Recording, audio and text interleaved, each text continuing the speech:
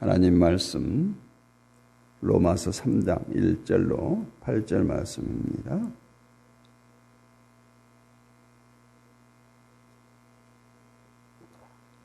같이 읽습니다. 그런즉 유대인의 나음이 무엇이며 할례의 유익이 무엇이냐? 범사에 많으나 우선은 그들이 하나님의 말씀을 맡았음이니라. 어떤 자들이 믿지 아니하였으면 어찌하리요? 그 믿지 아니함이 하나님의 믿부심을 패하겠느냐? 그럴 수 없느니라. 사람은 다 거짓되되 오직 하나님은 참되시다 할지어다. 기록된 바 주께서 주의 말씀에 의롭다함을 얻으시고 판단받으실 때에 이기려 하심이라 함과 같으니라. 그러나 우리 불의가 하나님의 의를 드러나게 하면 무슨 말하리요? 내가 사람의 말하는 대로 말하노니 진노를 내리시는 하나님이 불의하시냐? 결코 그렇지 아니하니라. 만일 그러하면 하나님께서 어찌 세상을 심판하시리요? 그러나 나의 거짓말로 하나님의 참되심이 더 풍성하여 그의 영광이 되었다면 어찌 내가 죄인처럼 심판을 받으리요? 또는 그러면 선을 이루기 위하여 악을 행하자 하지 않겠느냐? 어떤 이들이 이렇게 비방하여 우리가 이런 말을 한다고 하니 그들은 정죄받는 것이 마땅하니라. 아멘. 유대인의 나음이 무엇인가? 오늘 1절에 보니까 유대인의 나음이 무엇이며 할례의 유익이 무엇이냐 이렇게 말씀하고 있습니다. 우리는 미국이 기독교 국가고 많은 사람이 하나님을 잘 믿는 것으로 생각을 하는데 사실 미국의 기독교의 대부분은 실용주의에 의한 기독교라 이렇게 말할 수가 있습니다. 실용주의가 뭡니까? 어떤 것이 나에게 유익하느냐 이것이죠. 즉 나에게 유용하면 진리고 유용하지 아니하면 진리가 아닌 것이라고 판단해 버립니다. 예를 들어서 결혼 생활에서 서로 남편의 역할, 아내의 역할을 해야 남편으로 보고 아내로 본다는 것이죠. 이런 그들에게 있어서 하나님이 존재하시느냐 존재하지 않느냐는 문제는 그렇게 중요한 것이 아닙니다. 일단은 하나님이 있다고 믿고 살면서 자신의 생활이 나아진다 하면 진짜 하나님이 있네 이렇게 믿고 살고, 만약 자신의 생활이 나아진 것도 없고 아무 유익도 없다고 생각되면 그냥 하나님도 없는 것이구나 이렇게 여긴다는 것이죠. 이것이 미국에 만연되어 있는 실용주의 기독교다 이렇게 말할 수가 있겠습니다. 그런데 이런 기독교가 이제 우리나라에도 점점 퍼지게 됩니다. 하나님이 어떤 분이시냐 보다 하나님이 나에게 어떠한 유익이 되느냐에 관심이 많아진다는 것이죠. 교회가 무엇인가 보다 교회가 나에게 어떤 유익을 주느냐 이것을 생각합니다. 그래서 나에게 유익이 되는 교회는 믿음이 있고 사랑이 있고 아주 좋은 교회가 되고, 나에게 별 유익이 되지 못하는 교회는 믿음도 없고 사랑도 없는 그런 교회라고 생각합니다. 그래서 그런 사람들은 교회를 옮길 때 자기 신앙의 유익을 위해서가 아니라 삶의 유익을 위해서 이 교회 저 교회에 옮겨 다니기도 합니다. 이것이 바로 실용주의 기독교다. 나에게 어떤 유익이 있느냐를 먼저 생각하고 행동하는 것이죠. 유익이 있는 것이 진리라고 판단해 버릴 때 결국 빛으로 오신 예수님을 또다시 죽이는 결과임을 알아야 됩니다. 왜냐하면 예수님은 결코 우리의 이 땅의 삶의 유익을 위해서 오신 것이 아니기 때문에 그래요. 물론 예수님을 통해서 주어진 유익을 육적인 것이나 외형적인 것에 두지 않고 다만 예수님을 알고 십자가를 알게 되어진 것에만 둔다면 그 사람은 바른 유익으로 진리를 판단하고 있다 말할 수 있겠습니다. 그러나 육적인 것이나 외형적인 것에 초점을 맞춘다면 그 사람은 오히려 그 일로 인해서 진리를 발견하지 못하고 진리를 진리로 보지 않게 되는, 진리 아닌 것을 진리인 것처럼 믿는 결과를 가져올 뿐입니다. 그러니까 교회가 교회의 유익을 추구하기 때문에 진리를 진리로 외치지 못하는 것. 왜냐하면 많은 사람들은 이처럼 자신에게 유익되지 않는 것을 거부해 버리기 때문에 교회조차도 외적인 유익을 가져다 주지 못할 때 복음은 복음이 아닌 것처럼 여긴다는 것이에요. 오늘 본문 역시 여기에 대해서 언급하고 있습니다. 지금까지 바울은 율법을 통해서 구원받는 것도 아니고 율법을 지킨다고 해서 의가 되는 것도 아님을 강조했습니다. 또 지난 시간에 율법을 잘 지킨다고 유대인이 아니고 할례를 했다고 해서 유대인이 아니라 이면적 유대인, 즉 유월절 정신을 마음에 두고 사는 사람이 진짜 유대인이다 이렇게 말씀했어요. 이렇게 말할 때 오늘 1절에서 그러면 유대인의 나음이 무엇이고 할례의 유익이 무엇이냐는 거예요. 그래서 이런 반문을 던진 겁니다. 지금 사도 바울은 복음을 말하면서 예상할 수 있는 반문, 이것을 미리 언급하면서 복음을 설명하고 있습니다. 바울이 예전에 율법을 주장했었고 율법을 통해서 구원을 얻는다는 생각이 강했던 사람 아닙니까? 율법을 지킴으로 주어지는 의를 부정해버릴 때 그런 반대의 질문이 충분히 있을 수 있음을 예상하고 있었을 거예요. 마치 기도에 대해서 설명하면서 하나님은 인간의 기도에 응답하시는 것이 아닙니다 라고 했을 때 그러면 기도를 하지 말라는 것이 아니냐, 이런 공격을 미리 예상할 수 있는 것과 같은 거죠. 자기에게 유익이 되기 때문에 지키려고 했고 실천하고 고집하고 있었는데 그러한 고집을 다 무너뜨려 버렸기 때문에 그러면 유대인에게 율법이 주어지고 할례를 하라는 이 언약이 아무런 유익이 없는 것이 아닙니까? 이렇게 반문할 수 있다는 것이에요. 그렇게 되면 유대인으로서 결국은 다른 이방 민족보다 나은 것이 하나도 없단 말이냐, 이렇게 반문할 수 있는 것입니다. 이런 반문을 미리 끄집어낸 것이 오늘 바울의 답이에요.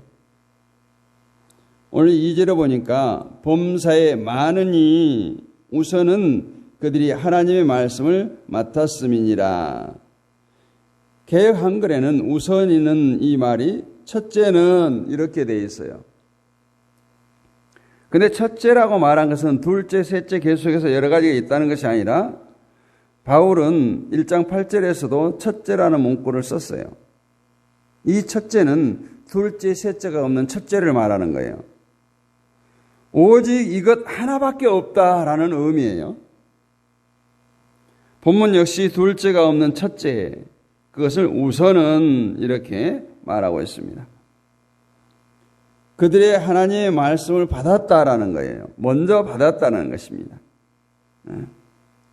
다시 말해서 하나님께서 유대인에게 율법을 주고 할례를 행하라고 하신 것은 그들에게 말씀을 맡겼다라는 뜻이에요.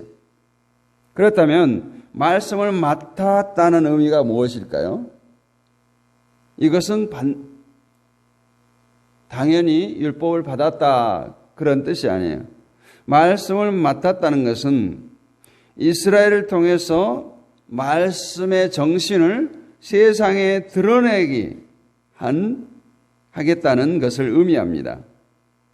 즉 이스라엘을 말씀을 담아서 보여주는 그릇으로 선택했다라는 거예요. 율법을 받았으니 율법을 잘 지켜서 하나님의 백성됨을 너희들만 구원받아라는 것을 요구하는 것이 아니라 율법 앞에서 인간은 스스로의 법을 지켜서 구원받을 수가 없고 오직 하나님의 은혜와 자비하심으로 구원받는 존재임을 세상에 보여주는 일을 맡은 자다 이 말씀입니다. 할례를 하면서도 우리는 할례의 거룩한 종족이다. 우리만이 받을 수 있는 하나님의 특권이다. 이런 자부심을 가지는 것이 아니라 우리는 하나님 언약 안에서 생겨난 존재들이다. 라는 것을 보여주라는 것이에요. 이것이 유대인의 나음, 다른 민족들보다 낫다라는 유대인의 나음이고 오늘 율법과 할례의 유익이라는 것입니다. 그러나 말씀의 정신을 보이겠다고 해서 보여지는 것이 아니잖아요. 말씀을 통해서 우선은 자기 자신을 발견해야 됩니다. 그래서 이스라엘은 율법 때문에 하나님 앞에서 자신을 점검하고 회개할 수 있는 기회를 얻은 것입니다. 그러나 유대인은 이런 나음을 외면해버리고 외적인 나음, 즉 유대인의 자부심과 교만으로 나갔던 것이에요. 할례의 유익 역시도 하나님의 은혜를 마음에 새기는 유익을 생각하신 것이 아니라 몸의 선민이라고 하는 흔적을 가진 것으로 유익되게 생각했던 것이에요. 아마 그들은 할례를 한 흔적이 구원받는 천국 가는 증표점으로 생각했을 것입니다. 이 말씀이 이스라엘에게 주어진 것은 오늘 3절, 4절, 5절에 보면 하나님의 미쁘심을 세우려 하심이고 하나님의 참되심을 증거하기 위함이고 하나님의 의를 드러내기 위해서다 이렇게 말씀하고 있습니다. 그렇다면 하나님의 이런 의도가 이스라엘의 실패로 실패하지 않았느냐 말할 수가 있겠죠.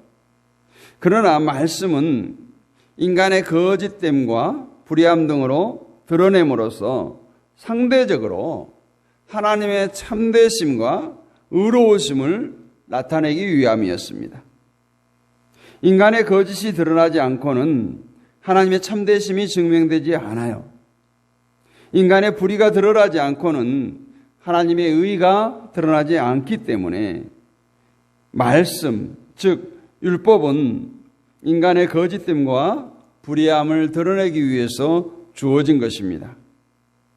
따라서 이스라엘의 율법을 통해서 자신들의 거짓됨과 불의함을 발견할 수 있는 기회가 주어졌다는 것이 그들의 나음이고 유익이라는 것이에요. 그러나 그들은 그 일에 실패하고 말았습니다. 이렇게 말할 때 또 한 가지 반박을 예상할 수 있겠죠.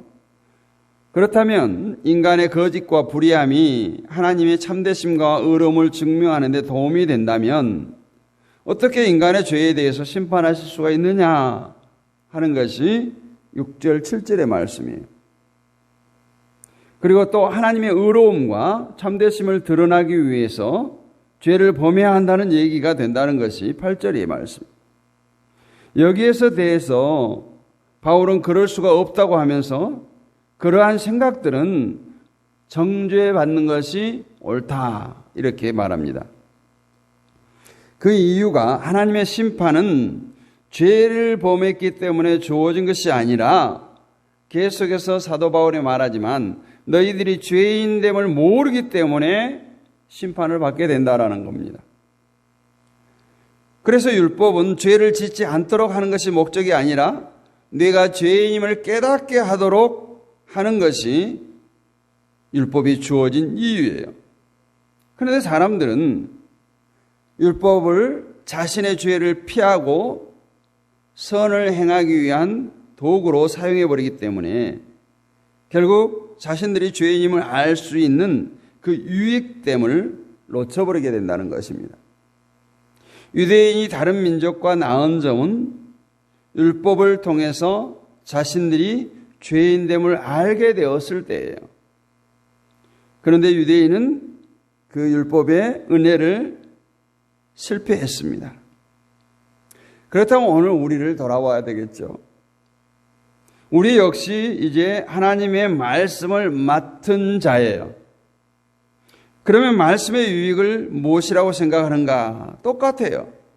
말씀의 유익은 나를 죄인됨을 알게 하는 것임을 우리가 늘 기억해야 됩니다. 예를 들어서 우리가 하나님 말씀을 보고 나는 여기에 걸려들지 않았어. 나는 이 말씀에 저촉되지 않아서 나는 다른 사람보다 낫다라는 생각이 그릇된 생각이라는 거예요. 우리가 말씀을 대하면서 나는 죄인이라는 인식이 있을 때 그것이 다른 사람보다 나은 것이에요. 즉 자기를 발견했을 때 최고의 은혜의 순간, 유대인의 나음, 하나님의 백성의 나음의